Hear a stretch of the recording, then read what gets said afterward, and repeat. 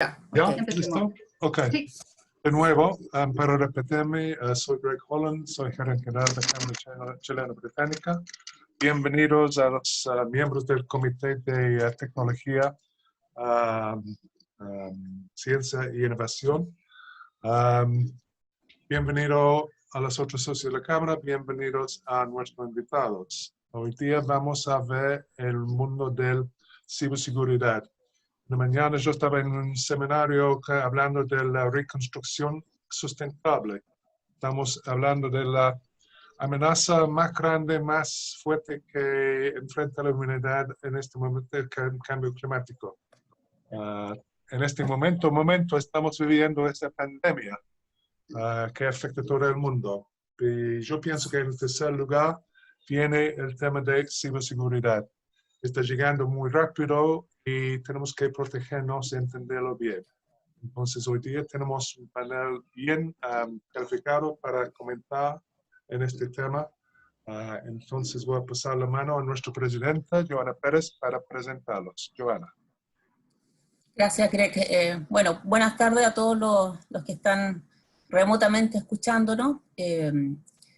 Obviamente a la Cámara por prestarnos este espacio y darnos este espacio para conversar estos temas. A Isabel con toda la ayuda que tenemos para organizar estos eventos y posteriormente mandar los comunicados. Y como dice Greg, esta vez escogimos con el comité que se formó hace unos meses del Comité de Tecnología, Ciencia e Innovación, escogimos el tema de ciberseguridad. Como dice Greg, es un elemento bastante presente hoy día en la empresa y quizás que está remasterizado con algunas cosas que antes no veíamos. Pusimos como nombre del evento Ciberseguridad bajo la lupa, el día en que el virus biológico invadió nuestra salud, pero también el virus cibernético invadió nuestra seguridad. Y en este contexto hablaremos en este webinar de aspectos de ciberseguridad actuales relacionados con el teletrabajo, la teleeducación, que están presentes hoy día. Analizaremos posibles escenarios y también evaluaremos aquellos ataques que recientemente hemos conocido en algunos medios de prensa, mayormente en organizaciones grandes a través de distintos métodos y formas. Quiero invitarlos también a todos los asistentes a hacer preguntas. Ya vamos a ir contestando a la medida que lleguen en el chat las preguntas y respuestas, para que sea bien participativo y obviamente aclaremos todas las dudas que tengamos con los panelistas que tenemos hoy día. Darle las gracias también a nuestros panelistas invitados que accedieron gentilmente a darnos y brindarnos y compartir el conocimiento que tienen. Partir presentándole a Sebastián Chaussy, director general de LATAM Soluciones Hacha, también con estrategia de todo lo que es ciberinteligencia y ciberseguridad. De origen francés, máster en Business and Management de ECD Business School de París. Eligió México para desarrollarse profesionalmente en el sector de seguridad y defensa en el grupo Airbus. Lleva más de 20 años en varios países de Latinoamérica, asesorando a distintas organizaciones, tanto privadas como públicas, y como especialista también participó en los diseños de seguridad de centros de datos críticos en Hacha y últimamente en el monitoreo de inteligencia de amenaza en el mercado latinoamericano con el seguimiento de grandes grupos de ciberdelincuentes que después nos va a comentar. También darle las gracias a Santos Sope, de la empresa Worley, ingeniero químico, especialista también en tecnología y magíster en administración de negocios, con también mucha experiencia en el cuerpo, 17 años, en innovación e industria básicamente de construcción, petróleo, gas, químico, refinería, minería, entre otras. Su cargo actual es de gerente de transformación digital y está focalizado en explorar todas las tendencias y futuras tecnologías que en la oportunidad de industrias mineras. Así que con esto quiero agradecerles nuevamente su participación y vamos a hacer una pequeña introducción para que todos estemos con el mismo nivel, digamos, en la conversación. Como contexto en este webinar, quiero comentarles que el 17 de julio se realizó una reunión interministerial, patrocinada obviamente por el gobierno, a propósito de los temas de ciberseguridad. Esto fue realizado obviamente a través de una videoconferencia y se revisaron diferentes aspectos de ciberseguridad donde se dieron a conocer medidas tanto para teletrabajo y el plan de trabajo a marzo del 2022 en Chile. En la misma reunión también se analizaron diferentes medidas, dentro de las cuales, a grosso modo, estaba el instructivo de ciberseguridad en materia de teletrabajo y trabajo a distancia, medidas faltantes para la política nacional, conformación de equipos de trabajo multisectoriales, dado la importancia del tema en el proyecto de ley que está en desarrollo. También nuevos convenios de cooperación internacional en materia de ciberseguridad. A propósito también la conformación conjunta de mesas de trabajo con las otras leyes que están todavía ahí en espera, como datos personales y delitos informáticos. Modificación de decreto y también la última medida que se tomó, o la última iniciativa a trabajar, tiene que ver con la instancia de los trabajos de los Ministerios de Energía y Minería en acelerar la protección de la infraestructura crítica, regulada, tal como lo ha hecho el Ministerio de Hacienda a través de la Comisión de Mercado Financiero, el sector financiero como tal, y que recientemente también está desarrollando el Ministerio de Transporte y Telecomunicaciones. Y aquí me quiero quedar en este último punto porque empezamos a hablar ya de infraestructura crítica. Ya lo que conocíamos un poco los chilenos, en Chile afuera se conoce mucho más otro tipo de delitos, pero nosotros estábamos habituados a la cibercrimen, a la ciberseguridad en la industria financiera como tal. Sin embargo, la situación actual del COVID-19 reestructura dramáticamente la sociedad global. En lo que es esta nueva normalidad, muchas organizaciones que se consideran parte de la discusión de infraestructura crítica ahora se clasifican como tales. Por ejemplo, los alimentos. Antes estaba tipificada la cadena de suministro, ahora son los alimentos. Estamos hablando también de hospitales, estamos hablando de laboratorios de investigación, o en general cualquier institución que tenga cierto tipo de información y que se considere como crítica para el buen desarrollo del funcionamiento de los ciudadanos y del país. En los últimos meses vimos avanzar aceleradamente a nivel mundial una pandemia y a la par también vimos organizaciones mundiales de cibercrimen que aprovecharon esta distracción de todo el mundo y prepararon, planificaron y accionaron ataques cibernéticos en diferentes partes del mundo, algunos de los cuales son conocidos, otros no tanto porque se manejan más en las profundidades de la Internet. Las empresas están reaccionando al COVID hoy día de distintas formas y muchas de estas respuestas van a tener un efecto negativo quizás en los presupuestos, en los tiempos o en iniciativas tecnológicas, dado que están todos concentrados en la operación crítica de la empresa, pero hay aspectos de presupuestarios que seguramente se van a reorganizar. Un ciberataque, por último, no es un dolor de cabeza de la gerencia que la tiene a cargo, sino que constituye un riesgo para toda la empresa. Puede implicar desde pérdida de información y recursos, como también un impacto reputacional en la empresa que en estos tiempos, hoy día, en los tiempos que estamos viviendo por la ciudadanía, es percibido y es multiplicado. Quiero quedarme ahora en el punto de infraestructura crítica.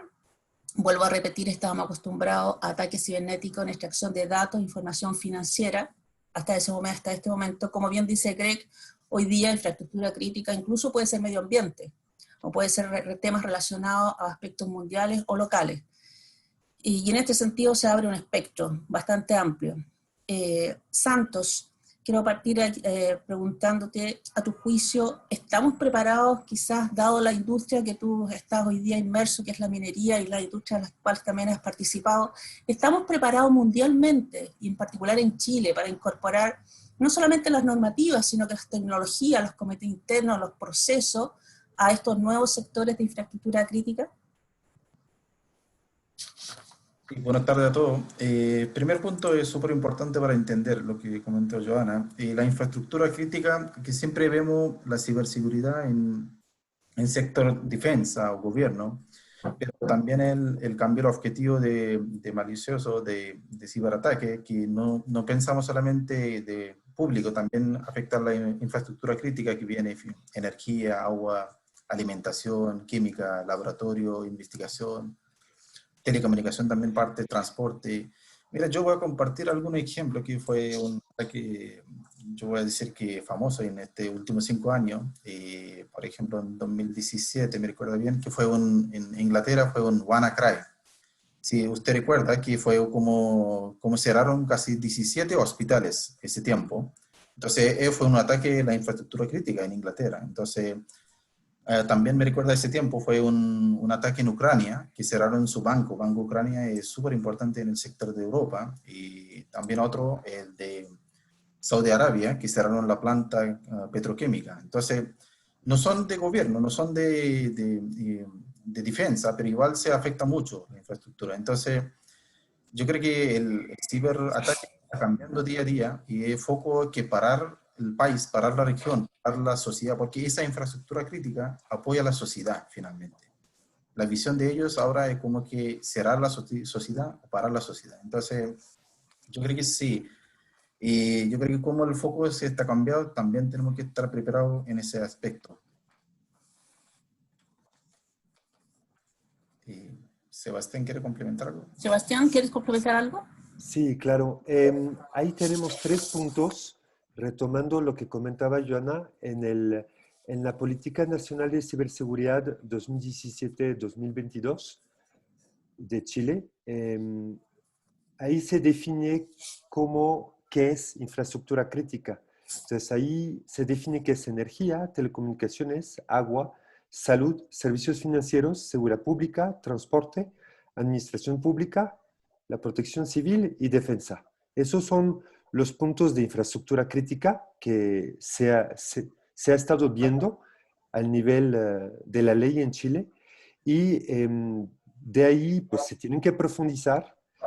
Hay unas iniciativas para profundizar estos puntos, pero debe ser una prioridad, ¿no? Hacer el monitoreo de la infraestructura crítica y a poder detectar amenazas cibernéticas en las entradas y salidas de Internet del país, pues es sumamente importante. Y a lo primero es un tema de soberanía, ¿no? Finalmente, pues Chile tiene que cuidar sus empresas, su infraestructura, y pues tiene que cuidar de los que vienen de afuera, ¿no? Y finalmente, como ya estamos avanzando como Chile a nivel legislativo, que es un punto muy positivo, pues sí podemos pensar en este tipo de protección que van un poco más adelante, ¿no? Este punto también de infraestructura crítica es uno de los 4 puntos de la ISO 27032, que es uno de los marcos normativos que nos rigen al nivel riesgo cibernético, que yo creo que mucho de la asistencia, haciendo referencia un poco a los marcos, lo ubicarán, y es un punto importante que nos puede ayudar también la referencia a los marcos normativos. El tercer punto y último es que tenemos sistemas operativos en infraestructura crítica, que por ejemplo el Windows 7 es el segundo sistema operativo más usado en Latinoamérica, con 28.5%, y en enero del 2020, mala noticia, dejó de tener actualizaciones. Entonces, a nivel infraestructura crítica, también se requiere jardinizar los servidores legacy, significa blindar los servidores viejos. A veces en la industria tenemos aplicaciones que pertenecen al pasado, pero que necesitamos seguir utilizando, y necesitamos blindar estos servidores para que no vayan a ser atacados, ¿no? Entonces, pues a veces hay técnicas que tenemos que usar, lo tenemos que hacer. Desgraciadamente hay pocos que lo están haciendo, y pues hay que impulsarlo un poquito más, ¿no? Gracias, Fiona. Sebastián, voy a pedirle a Isabel que nos ponga la PPT en pantalla, porque tú nos compartiste ayer una información que yo creo que es bastante buena para que el resto lo conozca, que marca un poco la diferencia de lo que conocíamos el antes y el después en temas de ciberseguridad. Así que si quieres nos explica estos 4 slides que nos proporcionaste. No sé si lo están viendo todos, se pueden levantar la manito. Yo por lo menos acá lo estoy viendo.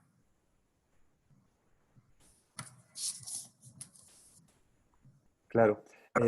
Entonces, ahí hacía un poco la liga, porque muchos conocen este tema por la transformación digital, y hay problemas, se está alentando en la transformación digital. Entonces, me gusta hacer la liga, la relación entre transformación digital y el tema de ciberseguridad, porque finalmente es lo que más hablamos, lo que más necesitamos, sobre todo que en Latinoamérica tenemos una de las tasas más altas del mundo al nivel de la digitalización, y el 90% de los activos corporativos son digitales.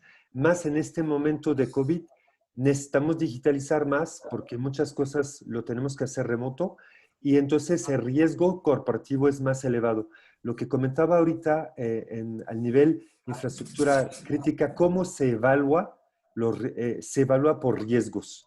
¿no? Entonces, vamos a hablar primero de riesgo cibernético y después de lo que son los ciberataques. ¿De dónde vienen muchos de estos ataques? Pues en Latinoamérica en particular vienen de los países más grandes, ¿no? Y casualmente, si se dan cuenta, en la segunda parte de la introducción, los 5 países que finalmente agrupan más emprendimiento al nivel fintech, pues es Brasil, México, Colombia, Argentina y Chile. Entonces, somos dentro de los países con mayor desarrollo al nivel digital y pues hemos tenido iniciativas tanto en México como en Chile, en particular, desde abril 2018 con leyes para facilitar las fintech, que es financiero tecnológico, y ley en Chile que está en proyecto por el momento y en Brasil en 2019. Si quieren, ya pasamos a la siguiente. Los riesgos cibernéticos, como les comentaba, si queremos entender lo que está pasando y muchos de los reportes que tenemos en la OEA, aquí tenemos algunas referencias del reporte de octubre 2019. Tengo referencia también del reporte de 2020 que apenas salió en la mañana, que tuve tiempo de leer un poquito. Aquí tenemos varios puntos interesantes.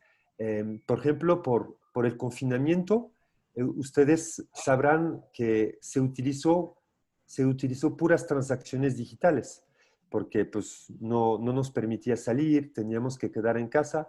Entonces, esto aumentó mucho el riesgo y pues entonces había que desarrollar más las conexiones remotas y ver de qué forma lo podíamos hacer más o menos seguro.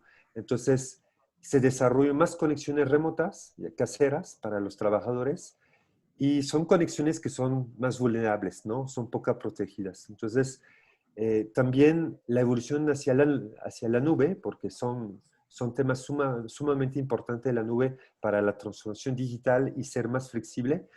Ahí tienen un dato duro que el 48% de los profesionales no inspeccionan la nube en búsqueda de malware, a pesar de que 49% de las aplicaciones empresariales están almacenadas, ¿no? Entonces, es un hueco importante, creo que tenemos que verlo y estudiar nuevas técnicas y estudios para proteger estas partes, ¿no? Entonces, ¿cuáles son los riesgos? Son los riesgos de pérdida de propiedad intelectual, destrucción o alteración de datos, disminución de la confianza pública e interna y interrupción de la infraestructura crítica que acabamos de comentar, y obviamente la evolución de las sanciones reglamentarias, porque van a responsabilizar pues a los bancos, a las industrias de estas interrupciones. Si quiere pasar a la siguiente. Un ejemplo de los riesgos principales, como lo comentaba hace rato Greg, en el Foro Económico Mundial, que eso es una fuente del 2020, pues uno de los 2 riesgos más grandes es la disrupción de operaciones de infraestructura, otra vez, infraestructura crítica, y el robo de datos y dinero. Entonces, no solamente el sector financiero, sino datos que utilizamos en la industria, ¿no? Como lo comentamos ahorita. La siguiente, por favor. Y, bueno, un tema muy importante que yo creo que analizar los riesgos está bien con la normativa, pero se van a dar cuenta que no es suficiente, porque el tema es, no pueden defender su empresa si no saben que él está amenazando. Joana hace rato comentó que muchos cibercriminales están en la red oscura, se están escondiendo. Entonces, si se dan cuenta en los datos que están abajo, ahí que mencionamos, pues tenemos un cibercrimen que está muy importante y se dice ahí que el 80% de los ciberataques se deben al cibercrimen. Son bandas organizadas, ¿no? Y el origen, fíjense, el origen de muchos ataques que tenemos en Latinoamérica están en Brasil, Argentina, México. En Brasil tenemos una comunidad de 200,000 personas de habla rusa. Entonces, no se sorprendan, el 90% o 95% de los ataques al sector financiero son de grupos de habla rusa y un grupo coreano.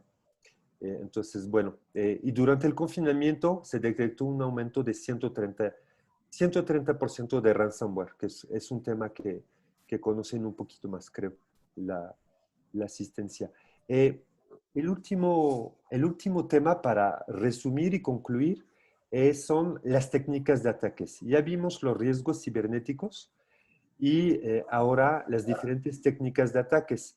El primero, la desinformación en redes, fake news. Con el confinamiento tuvimos mucha desinformación, muchos intentos de robo, venta de productos falsos relacionados con el COVID y desgraciadamente pues muchas personas cayendo, ¿no? Entonces, muchos grupos se han estado detectando. Quiero hacer el paralelo con los grupos cibercriminales. Por ejemplo, el grupo Lazarus, que es el grupo norcoreano. Ahora sí le van a poder poner un nombre en el grupo, que a veces es más fácil retener.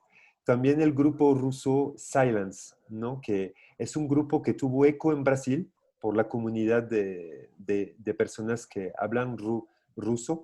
Y el 2 de julio, apenas de este año, se detectó unos ataques de Silence con otro grupo que se llama TA505, que están atacando varios países de América Latina. Entonces, ese es el primer tipo de ataque. Segundo tipo que conocen mucho ustedes también, infecciones a proveedores, ataque ya de tipo BEC. El BEC significa, bueno, el Business Email Compromised. Son los correos corporativos. Muchos ataques vienen de los correos y desgraciadamente de ahí toman control de un empleado, de un alto ejecutivo que tiene accesos privilegiados y ahí pues sucede que roban datos preciosos, importantes y pues llegan al fraude, ¿no? Entonces, el punto 3, estafas con Bitcoin, uno de los más conocidos, pues ataque Bitcoin a Twitter, a las celebridades, donde dijeron inviertan aquí, les vamos a regresar el doble, pues se iba a cuentas de otras personas cibercriminales que estuvieron cobrando Bitcoin para poder llevárselos. Entonces, ataques con Bitcoin, golpes dirigidos, por ejemplo, los ransomware, aquí aparece al fondo. Han escuchado del ataque de la NASA apenas, el ataque de Pemex en México y el ciberataque estatal en Australia, ¿no? Esos son los últimos golpes dirigidos que hemos tenido bastante fuerte. Hace rato comenté de infraestructura crítica el tema de Windows 7. Windows 7 es un ejemplo del ataque 4, el ataque tipo gusano a sistemas sin actualizaciones. Por eso les decía, el único remedio es blindarse. No hay otro remedio. El 5, robo de credenciales. Se ha hecho mucho Netflix, Disney, han robado credenciales para poder utilizar las plataformas. Ataques a financieras, ustedes lo saben, Chile y México han vivido los peores momentos hace 2 años con sus sistemas de pagos y desgraciadamente hubo robo millonarios. Y un nuevo ataque, SIM swapping, que han estado escuchando, pero es muy particular, es un robo de identidad de la tarjeta SIM del celular. Se llama suplantación de identidad. Muchos abogados van a decir es grave, porque obviamente están utilizando la identidad de otra persona para cometer delitos. Y eso se hace mucho en los teléfonos celulares. Se dan cuenta que está totalmente relacionado con la transformación digital, porque el celular es lo que más usamos para la transformación digital. Entonces, el punto 8, crisis humanitaria, lo del COVID que nos pasó. Punto 9, el ataque de denegación de servicio. Uno de los grupos que han atacado mucho el gobierno es Anonymous. Entonces, eso lo han escuchado. A la derecha están los grupos que mencioné, Silence, de habla rusa, Lazarus, norcoreano, y los otros grupos, Cobalt, Monkey, Moneytaker, Fin7, que son también de habla rusa, donde tenemos visibilidad nosotros gracias a Group IB, que está en Singapur, y vamos a hacer referencia en un rato más también de Singapur, con métodos de alerta temprana que son muy importantes. Eso es para la pequeña introducción. Gracias, Sebastián. Quiero quedarme contigo para después que nos complemente también Santos. Podríamos decir que estamos ante una nueva generación de ciberdelincuencia o ciberdelincuentes, motivados no solamente por impulsos monetarios o económicos, como las tarjetas, sino que también pueden ser políticos, económicos, geopolíticos u con otro objetivo malicioso.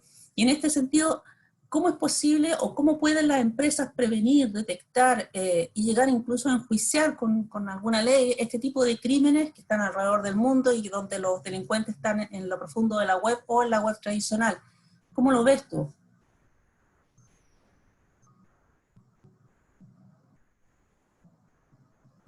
Sebastián. Perdón. Entonces, la pregunta 2, lo resumiría en 3 puntos y yo partiría desde la Ley de Ciberseguridad de Chile, como lo comenté hace rato, y lo comentaste tú misma.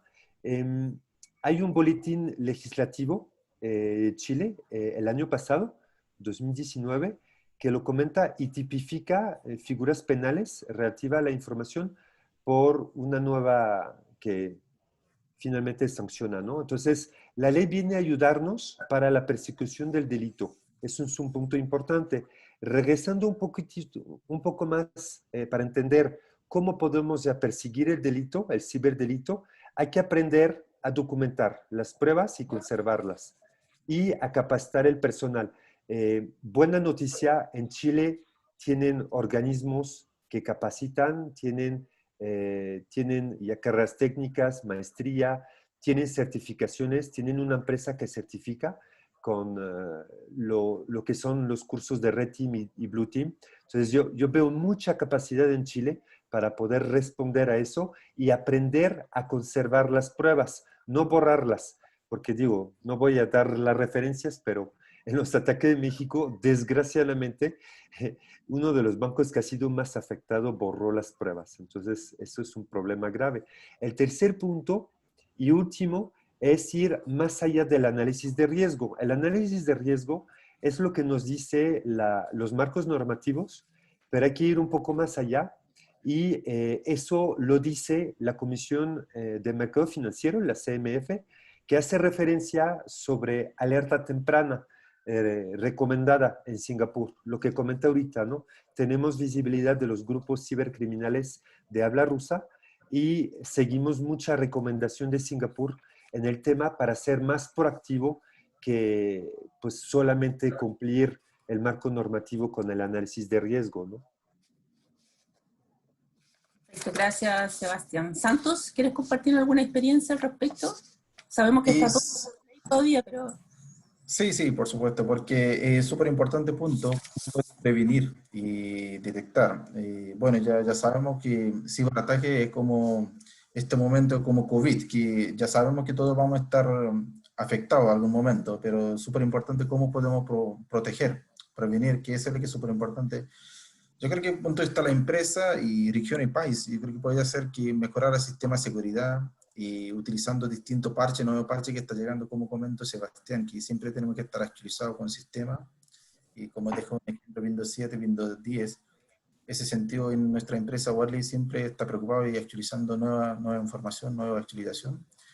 Y también importante educar a la gente, porque siempre la gente que maneja toda la información que mueve dentro del mundo, es la gente que es importante que mueva. Entonces también tenemos que educar a la gente en la sociedad y cómo tenemos que utilizar, porque hay siempre 4 fuentes de ser el ciberataque.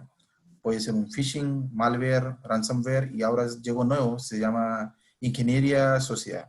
Como que algo nuevo, que se hace una mezcla de ese 3 puntos anteriores mencionados.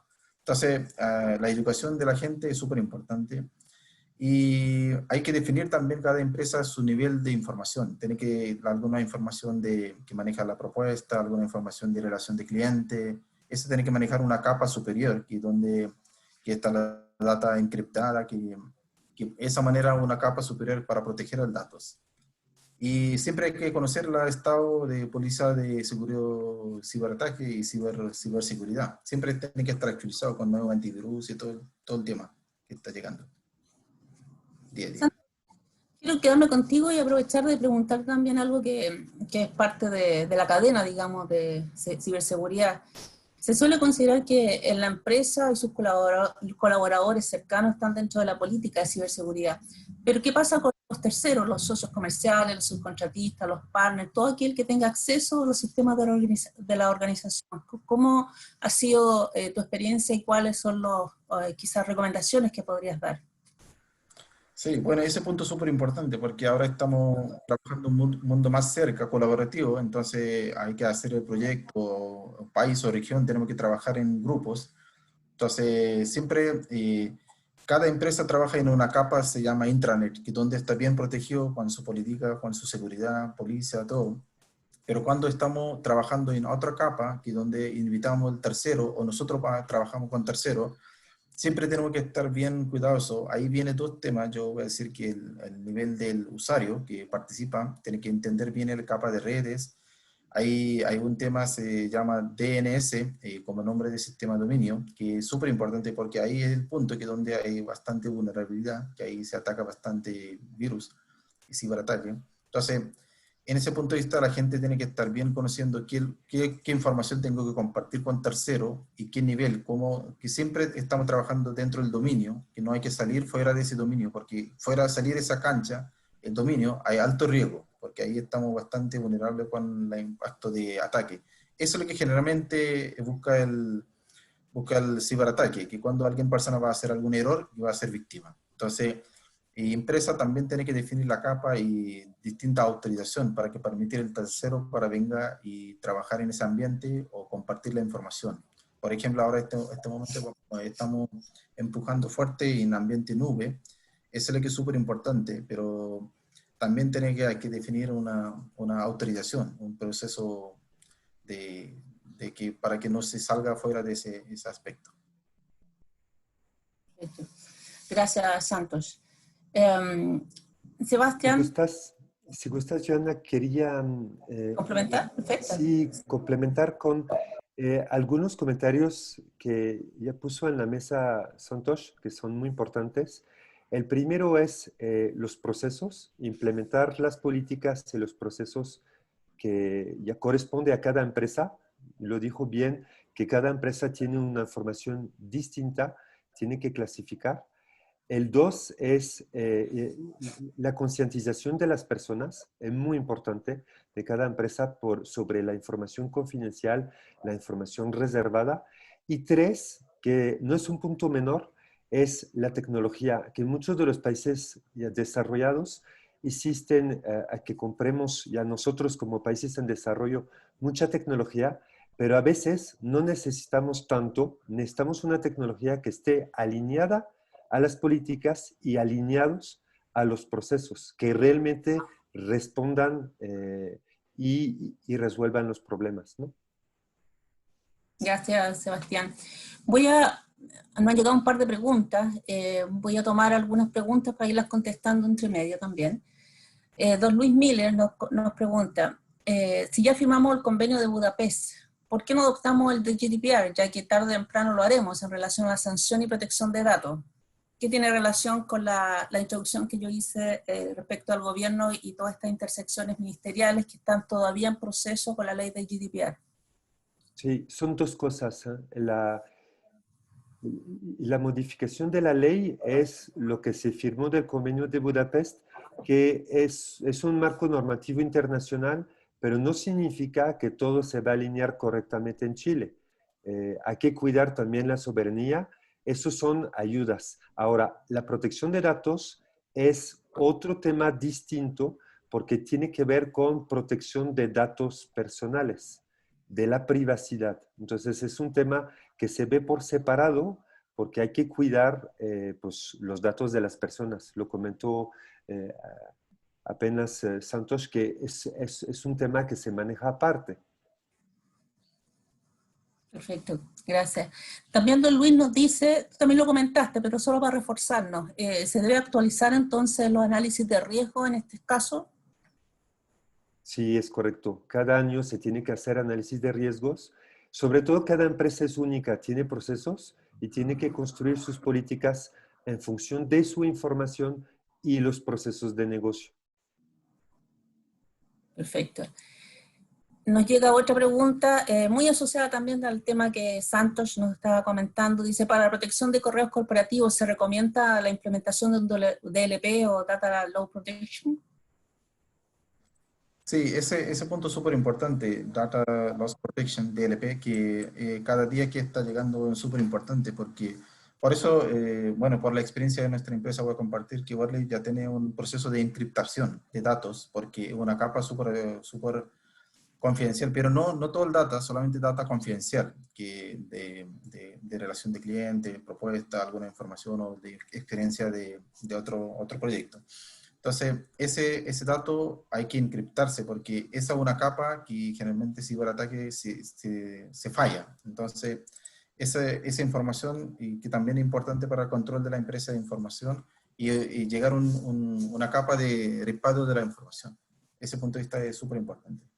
Y cada empresa tiene que llevar esa política y encriptación que hay muchas empresas que Cisco, McAfee, que está ayudando para hacer la encriptación de datos a nivel corporación. Sí. Si gustas ahí, complemento, Joana, es el correo es interesante porque puede llegar varios controles de seguridad. El correo puede estar en la nube. Entonces, si se dan cuenta, están tocando un control que es el filtrado de correo, es uno de los controles. Santos habló de cifrado. Existen muchos tipos de cifrado. El más conveniente es ligarlo a uno de los controles que requieran y cifrar el flujo, ¿no? El flujo que está usando la empresa. Entonces, el correo, el filtrado de correo, el anti-spam, el cifrado, y otro control puede ser la nube. En este caso, si el correo está en la nube, pues hay que tener visibilidad de la nube, que puede ser 365 o puede ser Gmail, G Suite, que es importante. Pero también hay que saber dónde va este correo, hacia dónde va ya la información o de dónde la tomamos, hacia dónde la llevamos, ¿no? Entonces, esos son cuarto o quinto control en infraestructura crítica y en infraestructura en la nube, para complementar. Gracias, Sebastián. Nos llega otra pregunta, don César Mancilla, que creo que esta es la pregunta quizás más recurrente a todos nosotros. ¿Qué pasa con el home office cuando las personas de las organizaciones o las empresas usan sus PCs personales por motivos de comodidad? ¿Quién quiere partir acá con esta respuesta? Y si quiere, Sebastián, voy a comenzar después. Claro. Bueno, ya estamos, en este momento en COVID, ya estamos, no estamos por deseo, ya creo que puede decir, ya estamos forzados para trabajar de forma de trabajo, porque es una emergencia no nacional, es una emergencia mundial, entonces pandémico COVID-19. Entonces, muchas empresas ya no tienen infraestructura, ni procedimiento, ni contrato, ni documentación listo para cómo se manejar la conexión y todo el tema. Entonces, ese punto de vista es súper importante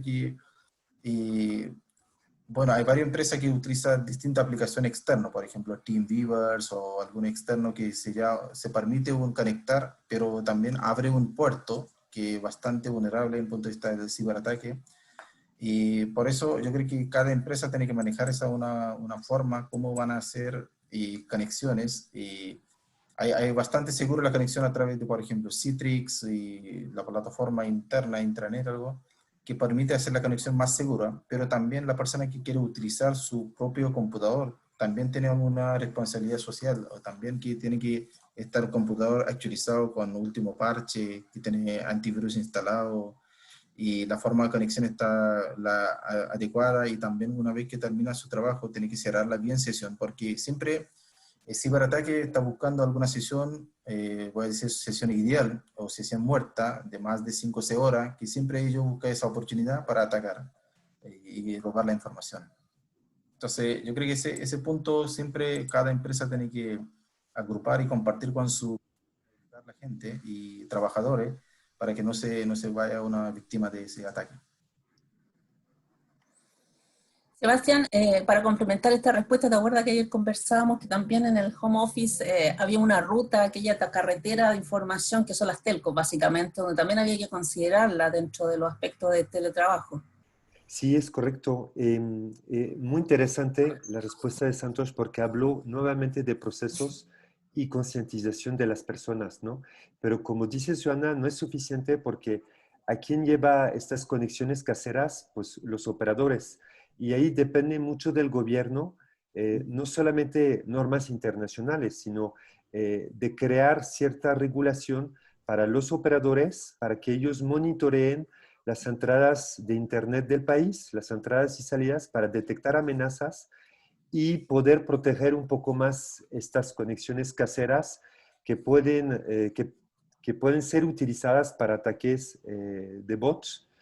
Toman control las conexiones ya caseras y pues ahí ya se arma un desastre, ¿no? Entonces, esa es una parte de la respuesta, el punto uno. El punto dos, para complementar un poco lo que dijo Santosh, es ya cada empresa tiene que definir sus procesos, lo que es importante para ellos, si sus empleados están utilizando equipos personales o no. Ya menciono un tipo de tecnología. Lo resumiría como multicapa de seguridad. ¿Conocen la VPN? Pues la VPN, todo el mundo empezó a hacer VPN y desgraciadamente permitió al empleado que contamine la empresa de forma segura.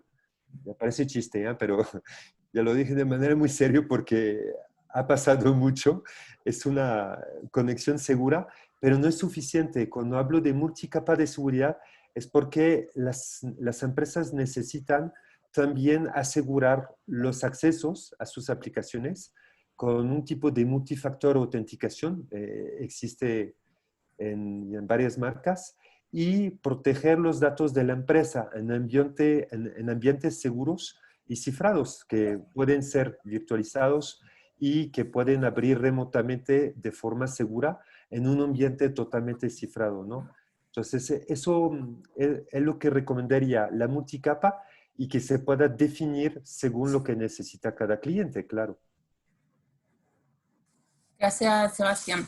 Vamos, estamos en los últimos minutos ya, así que los que quieren hacer sus preguntas, este es el momento y para en la sección preguntas y respuestas nos hagan llegar las que tienen o las inquietudes. En nuestro último webinar, hace 2 semanas atrás, tuvimos la presentación de la subsecretaria de Telecomunicaciones en Chile, quien nos explicó la hoja de ruta a seguir en el tema de 5G. Ya podremos ver hacia final del 2021 alguna iniciativa al respecto, incluso de proveedores de servicios en esta materia, que básicamente 5G viene a impulsar todo lo que es IoT o Internet of Things, como nunca se había visto. Y en este sentido también vamos a manejar o vamos a ver más volúmenes de información de los que ya estamos viendo en momento pandemia y en todas las industrias. Por lo tanto, el dato pasa a ser un tema sumamente relevante y tal vez también relevante en el sentido de las políticas protección de datos, como estamos hablando ahora, pero también en cuanto a seguritizar el dato. ¿Cuáles son las consideraciones en materia de seguridad y todo lo que hemos hablado, ciberseguridad, cibercrimen, que debiéramos nosotros empezar a, por lo menos, concebir, dado que el 5G va a estar disponible hacia el próximo año con todos sus servicios y sus aplicaciones? Invito a Sebastián a partir de la respuesta. Sí, para no entrar mucho en polémica, pero se van a sonreír un poco porque han atacado muchos ciertos fabricantes que no tienen la culpa tampoco, a ser inseguros y que su tecnología, que está adelantada 2 años sin hacer tanta referencia, pero que finalmente pues, hay que reconocer, no son los únicos responsables de la seguridad. El operador invierte en infraestructura, pero esta infraestructura tiene que ser monitoreada. Entonces, lo comentamos hace rato, finalmente no es el fabricante que es forzosamente responsable, sino el operador cuando implementa eso, pues tiene que monitorear y el gobierno tiene que exigir al operador de telecomunicaciones que haya un monitoreo de entradas y salidas de Internet de cada operador del país, porque también es un tema de soberanía. Finalmente, Chile, si quiere ser pues finalmente una cierta autonomía soberano, tiene que cuidar su propia infraestructura, su propio Internet, ¿no? Entonces, es un poco un balance entre los operadores, lo que vayan a hacer de la 5G y la regulación del gobierno, qué es lo que va a exigir a los operadores, ¿no? Para proteger la infraestructura crítica de todos. Gracias. Santo, en tu rubro, minería, Internet of Things, sin duda alguna va a ser un impacto bastante grande. ¿Cómo ves tú este tema respecto a la securitización o la protección de los datos?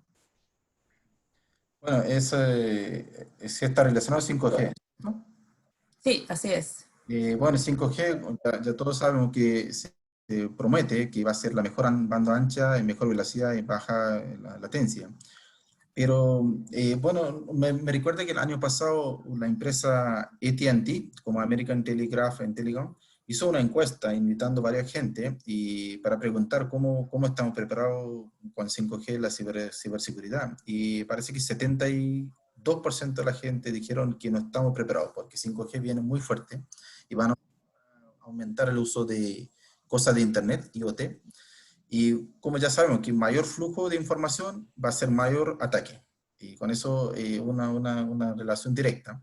Entonces, pero hay 28% de la gente dice que ya estamos apuntando bien, que 5G viene, pero ayudando a la otra cosa también como inteligencia artificial, también el lenguaje de máquina, que yo creo que eso también permite superar una capa para que filtrar ataque antes de llegar a su celular y su correo. Bueno, ahora usted ya sabe, voy a compartir un ejemplo simple que antiguamente usted llegaba a un link, un phishing, ¿ya? Entonces usted pincha y va a ser una víctima, si posible. Pero ahora usted ve que mayor empresa y mayores países que también se filtrando esa información, que llega una capa que se bloquea ese correo automáticamente. Entonces se aplica una inteligencia artificial, que es una tecnología de transformación digital, que se permite buscando una letra, es decir, limpiando ese ataque de la forma silenciosa. Pero yo también estoy de acuerdo con Sebastián, porque todavía un debate que 5G, cómo vamos a absorber ese 5G en ciberseguridad. Pero otro lado, la norma ISO 27001 y la seguridad de información y 27032, la gestión de ciberseguridad, que está llevando también fuerte a otro lado para que la gente conoce y se aplique en la empresa para proteger el dato. Es como que un debate súper interesante, voy a decir. Estamos partiendo con el debate. Así es. Sí. Tenemos otra pregunta que, bueno, ya hicimos, voy a figurarlo un poco, pero ya hicimos todo, protegimos la empresa, pusimos todos los software, pusimos todo y tenemos un ataque de ransomware en una empresa. ¿Cuál es la recomendación experta para enfrentar este tipo de ataque? En la primera ronda, digamos. ¿Qué hacemos? ¿Nos vemos a enfrentar a un ransomware? ¿Cómo reaccionamos como empresa o con las políticas o los procedimientos? ¿Quién quiere partir acá? Sebastián, te invito a partir. El tema del ransomware es que cifra todo. Entonces, cuando ya entraron y cifraron, pues digo, si tienen un backup, pues lo pueden cargar, pero los delincuentes lo que van a pedir es un dinerito, ¿no? Para que puedan ya desbloquear. Y finalmente, hasta ahorita, el mejor remedio a esto es siempre tener respaldo de su información y poder tener ya protegido. El tema es que, de todas formas, en días posteriores, pues estos hackers van a publicar esta información si no le damos un dinero. Entonces, el mejor remedio también es cifrar la información, ¿no? Lo comentó hace rato Santosh. Finalmente, si llega el ransomware y que pues quiere volver a cifrar la información, pues de todas formas está cifrada. Entonces, no la podrá ver, ¿no? De cierta forma.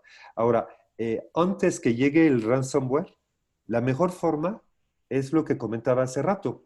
Si tenemos sistemas operativos obsoletos, lo que tenemos que hacer es jardinizar los servidores, blindarlos. Esa es la única forma para que no nos llegue. Entonces, hay métodos, hay técnicas y herramientas para hacerlo. Es un poco de talacha para hacerlo, pero hay que hacerlo. Nosotros nos dedicamos a eso y lo hacemos mucho para empresas financieras, empresas mineras y de transporte que tienen infraestructura crítica. Gracias, Sebastián. Santos. Y bueno, es súper importante que comentó Sebastián, que obsoletar el hardware, que siempre tenemos que pensar la virtualización de nuestra infraestructura. Eso es lo que podemos evitar antes de llegada, pero una vez que llega, y como que siempre tiene objetivos que se llama en inglés pre y pre, como que se va a llegar y siempre van a llegar con algún requerimiento, alguna exigencia. Pero yo creo que, como siempre dijo, que como una manera tenemos que proteger, pero una vez que estamos víctimas tenemos que ver cómo, por eso yo creo que cada empresa, en este caso Warly también tiene a un nivel mundial un departamento de ciberseguridad que se proteja y siempre actualiza un procedimiento, y siempre importante en este momento plan B. Que un ejemplo simple, si nuestro celular está hackeado, tenemos que estar plan B, porque no podemos depender toda la información en celular. Entonces siempre tenemos que respaldar la información. Igual como la empresa, siempre tenemos que estar replicando la información a otro lado. Si estamos aquí a un lado, desconectamos nuestras conexiones y obsoletamos la cosa, y después mandamos nuestra solución al departamento que arregla el tema del ataque. Pero mientras no podemos parar nuestras operaciones, mientras tenemos que tomar nuestro respaldo y hay que enchufar de nuevo y hay que conectar de usar, pero tenemos que investigar hasta qué nivel fue el ataque. Ese es súper importante. Pero como siempre, plan B. Y bueno, Chile es un país sísmico, entonces como tenemos siempre en terremoto tenemos plan B, igual aquí en ataque tenemos que estar con plan B. Pero una vez que estamos atacados, lamentablemente no hay mucha salida. Si Sí, quieres, gracias. puedo, Sí, puedo complementar porque me gustó mucho lo del el tema de investigación. Es cierto que no lo hacemos y eso es sumamente importante.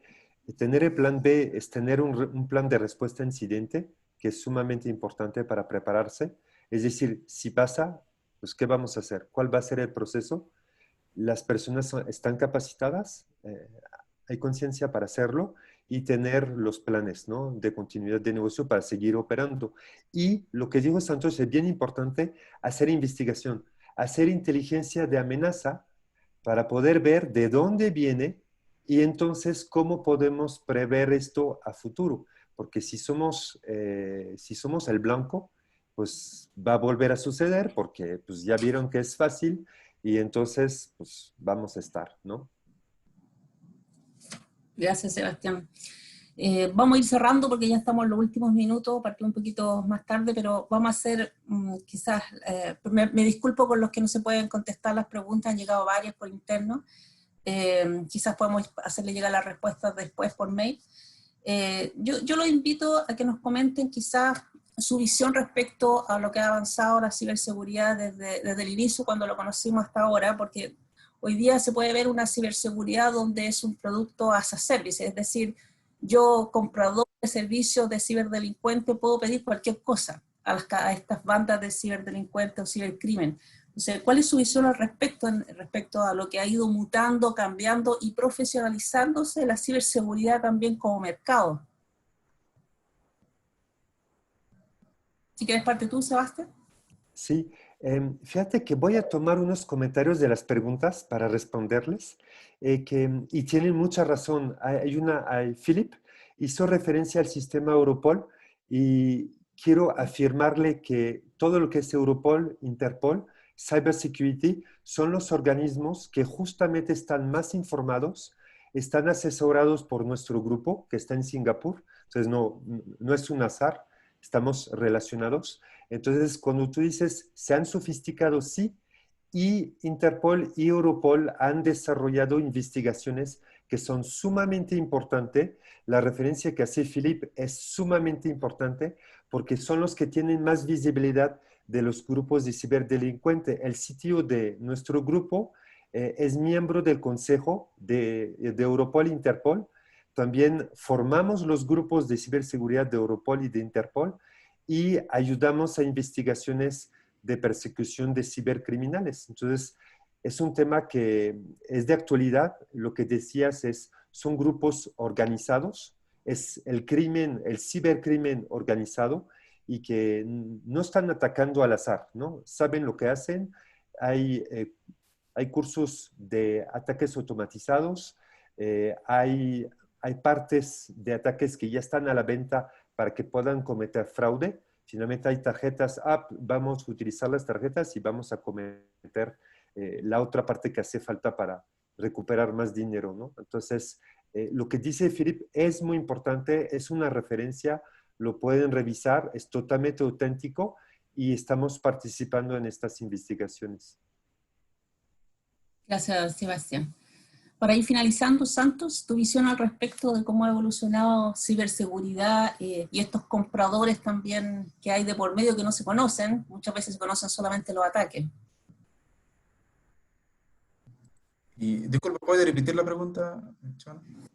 Estábamos hablando acerca de cómo ha evolucionado el mercado de la ciberseguridad, que ahora ya no solamente compran tarjetas, sino que hay de todo, digamos. Los compradores pueden solicitar cualquier tipo de información al respecto, sea política, económica.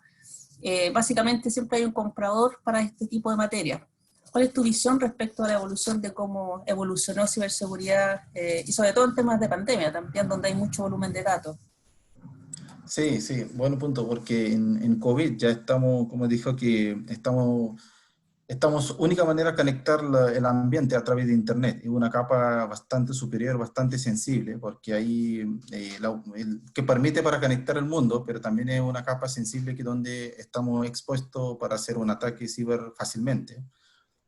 Pero a otro lado también voy a comentar que ciberseguridad también a otro lado está bastante especializado, porque antiguamente, hace 2 décadas, voy a decir, teníamos solamente ciberseguridad, una palabra bajo de informática, pero ahora tiene distintos cargos, ciberanalistas, especialistas, también investigadores, desarrolladores, también hay llegando bastante inteligencia artificial, distintos bots que inteligente, que trabaja la forma activo-pasivo 24 horas, protegiendo nuestras redes infraestructura. Entonces, yo creo que en ese punto de vista ciberseguridad está bastante avanzado, pero yo creo que también nuestro rol como humanos en la sociedad también lleva importante, como que nosotros que somos, como que somos, iniciar esa sesión. Entonces, que somos, tener que entenderlo bien, todas las visiones, toda la normativa y policía que está pasando día a día, y importante lección aprendida que está pasando mundial.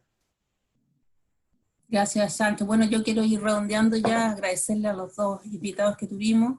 Muchas gracias por compartir la información, por compartir su experiencia y redondeando un poco este concepto de que siempre para tener un crimen tiene que haber también una persona que ejecute el crimen, pero también un comprador del crimen. Así que redondeando este tema da para mucho más. Quisimos hacer una visión global de lo que estaba pasando, sobre todo en temas de pandemia. Así que les agradezco mucho y bueno, a la próxima sesión contestaremos más preguntas si es que volvemos a repetir la misma charla. Le dejo la palabra a Greg para que haga el cierre ahora.